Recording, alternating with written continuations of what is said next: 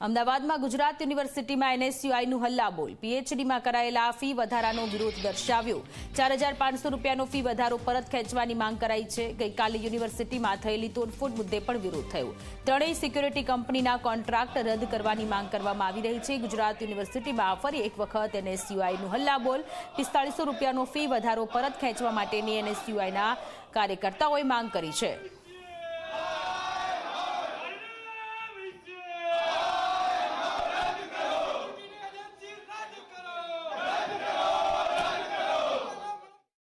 પરંતુ ગુજરાત યુનિવર્સિટીની અંદર કુલપતિ જે પોતાના માણસો સેટ કર્યા છે એમનો પગાર સરકાર દ્વારા ન નીકળતો હોય એટલે વિદ્યાર્થીની ફી દ્વારા નીકળવા માંગતા હોય તેવું દેખાઈ રહ્યું છે. એટલે ફી વધારો કરવામાં આવ્યો છે. એનએસયુએ આજે રજૂઆત કરી છે તાત્કાલિક ધોરણે આ ફી વધારો પાછો લેવામાં આવે. જો આ ફી વધારો પાછો લેવામાં ના આવ્યો તો ઉગ્ર આંદોલન કરવામાં આવશે. કુલપતિ દ્વારા અમને આશ્વાસન આપવામાં આવ્યું છે અમે તાત્કાલિક ધોરણે આના ઉપર નિર્ણય લઈશું. અને અમારી બીજી માંગ એવી હતી કે કાલે બોટની ડિપાર્ટમેન્ટની અંદર જે તોડફોડ થઈ છે એની અંદર ક્યાંક ને ક્યાંક સિક્યુરિટી પણ હોય એટલે સિક્યુરિટી આવી ત્રણ સિક્યુરિટીઓ રાખી પોતાના મળતિયાઓને જે સેટ કરવામાં આવી રહ્યા છે એ બંધ કરી અને સરકારી સિક્યુરિટીની નિમણૂક કરવામાં આવે તેવી અમારી માંગ છે.